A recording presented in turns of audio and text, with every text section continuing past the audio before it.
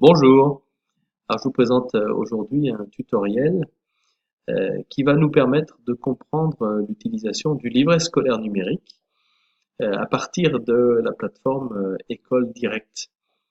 Ce document est créé sous Screencast-O-Matic, c'est un petit logiciel qui permet de faire de l'image et du son que j'ai téléchargé de manière très simple à partir d'Internet. Ce logiciel est totalement gratuit. Livret scolaire numérique, alors je vais vous présenter donc le fonctionnement sur École Directe. Il s'appelle LSL, livret scolaire du lycée.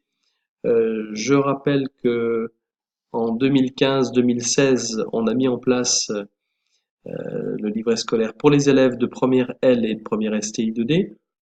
Peut-être vous vous souvenez, nous avions fait une petite journée d'information concernant l'outil en tant que tel. Pour l'année scolaire 2016-2017, eh bien, les élèves de terminale L et de terminale STI 2D seront en numérique de façon totale, c'est-à-dire que le jury de bac utilisera l'outil numérique pour suivre les résultats du baccalauréat des élèves de ces filières-là. Et en parallèle, nous mettons en place le livret scolaire numérique pour les classes de première ES et première S.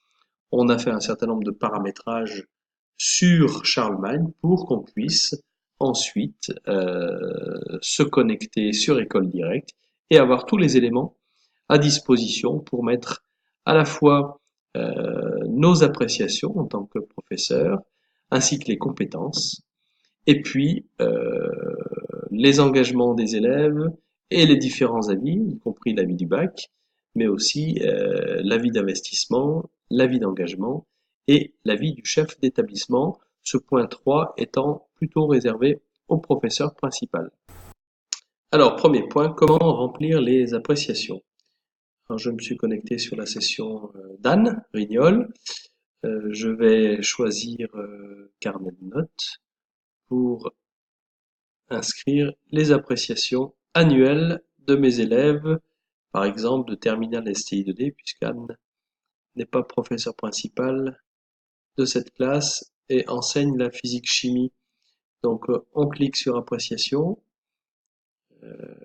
choisissez bien l'appréciation annuelle et on retrouve, par exemple pour l'élève Pierre Bonnet, euh, les résultats du trimestre 1, du trimestre 2 et pour l'instant les résultats provisoires du trimestre 3.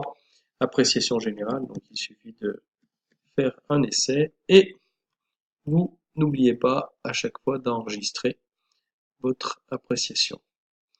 Voilà, c'est simple, facile à mettre en place et ce sont ces appréciations-là qui vont remonter sur le livret scolaire numérique.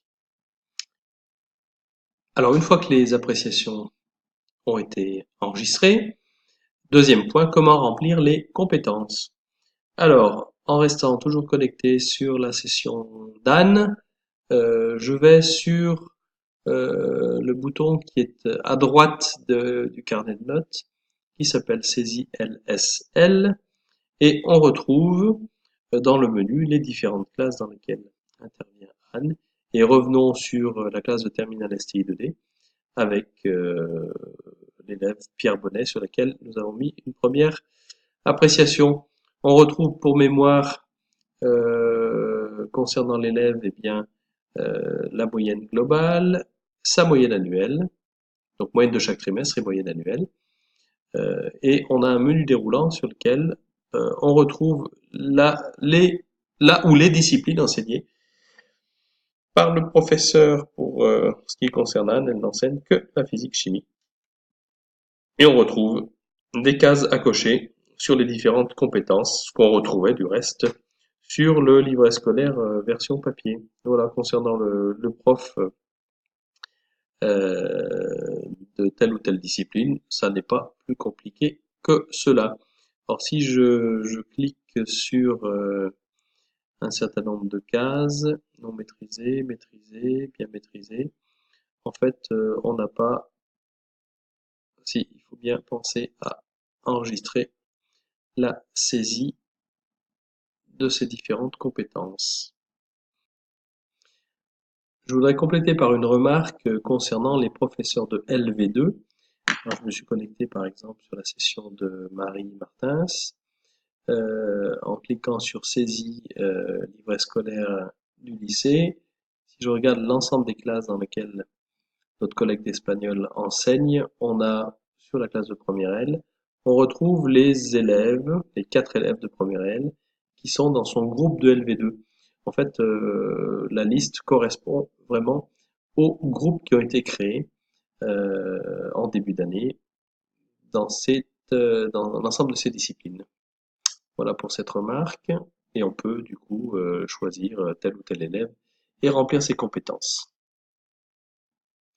Troisième et dernier point qui s'adresse plutôt aux différents professeurs principaux, comment remplir les engagements et les autres avis. Alors, je me suis connecté sur la session de Pascal Pérez et on va vérifier saisie LSL. Pascal est professeur principal de la première SSVT et je vais par exemple sur le cas de Myriam Benaïssi, qui est une élève de première S. Donc Pascal, en tant que professeur principal, peut lister l'ensemble des matières, français, éducation physique, mathématiques, etc., y compris la sienne, anglais LV1, dans laquelle il va mettre l'ensemble et cocher l'ensemble des compétences. Et on retrouve en dessous les engagements de l'élève, notamment s'il a été délégué de la classe, et avec un certain nombre d'avis d'engagement qui représentent les engagements et les responsabilités de l'élève prises tout au long de l'année scolaire. Alors c'est une zone de texte avec 300 caractères et on met ensuite en dessous le nom et le prénom de celui qui a inscrit ses avis d'engagement. L'avis d'investissement représente l'avis de l'équipe pédagogique sur l'investissement de l'élève et sa participation à la vie de l'établissement, à la vie du lycée.